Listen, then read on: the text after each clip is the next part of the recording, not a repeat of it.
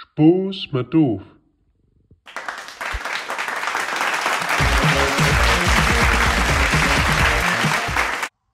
Doof, ja is heel waar.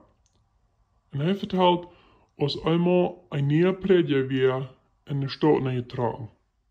De nieuwe predje had dan wohl alle mensen kennenlernen en die te zijn kerk aanladen. Nu komt de predje ook beëindigd en klappert onder der. Während hij aber nicht de deur opmerkt, laat de predje bloß ein kleines Zadeltje onder der. Du schriftet Offenbarung 3, Vers 20. Für die, wo nicht wollten, wo das du schrieben hat, das sagt, kijkt, ik klap an. Nun paar Weg, da fährt Doof naar de kerk, die te bezieken. En hij geeft dem predja ook bloß ein Zadeltje. Du sagt het bloß, 1. Mose 3, Vers 10. Du so sagt dort, ik hier die stem, en ik hoor Angst, wenn ik weer nerdig.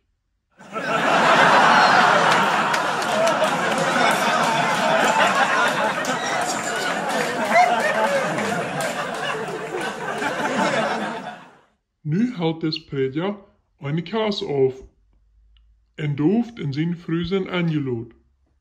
Des Bregom wie aber nur noch alle Handja.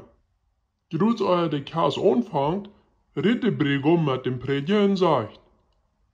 Wenn die während de Kaas de ganze Part verschieden loten von Ehren, Läuven en Gehorchten, da will ich die 100 Dollar geben. En hij rutscht dem 100 Dollar aan.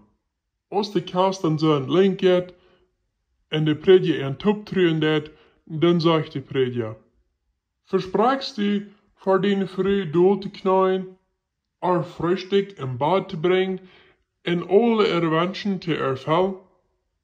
De Bregom verschluckt sich meest, en steht met een openen muil, en met een ganz schwaket zegt hij, jo. Dan puschelt hij den predja in de oren aan. Ik dacht, wie hadden wat bereid. Na jo, zegt de predja, aber die Brut baut mir viel mehr.